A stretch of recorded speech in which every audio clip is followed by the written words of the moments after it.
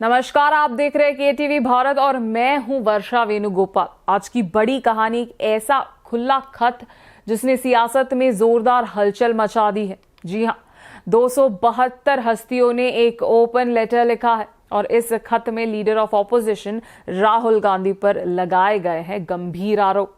चुनाव आयोग की छवि को नुकसान पहुंचाने के इस चिट्ठी पर 16 जज, 14 राजदूत, 133 फॉर्मर मिलिट्री ऑफिसर्स और 123 रिटायर्ड ब्यूरोक्रेट्स के सिग्नेचर्स हैं। यानी देश की कई प्रभावशाली शख्सियत ने मिलकर राहुल गांधी के बयानों पर सवाल उठाए हैं।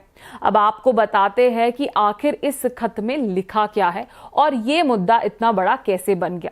इन रिटायर्ड ऑफिशियल्स का कहना है कि इलेक्शन कमीशन की गरिमा किसी भी लोकतंत्र के लिए बहुत जरूरी होती है, लेकिन राहुल गांधी पिछले कुछ दिनों से चुनाव आयोग पर काफी सख्त बयान दे रहे हैं। बिहार में एसआईआर और प्रोग्राम शुरू होने के बाद से ही राहुल गांधी सांसद के अंदर और बाहर दोनों जगह एक एग्रेसिव मोड में दिखाई दे रहे थे। सड़कों पर प्रोटेस्ट, इंडिया ब्लॉक के नेताओं के साथ मिलकर विरोध और बार बार यही कहना कि चुनाव आयोग की छवि को नुकसान पहुंचा रहा है।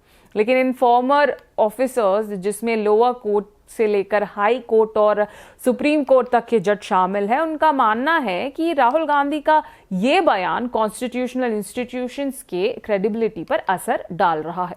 यानी उनकी नजर में ये सिर्फ पॉलिटिकल कमेंट नहीं बल्कि चुनाव आयोग की विश्वसनीयता पर सीधा वार है। और जैसे ही ये ओपन लेटर सामने आया, पॉलिटिकल टेम्परेचर तेजी से बढ़ गया।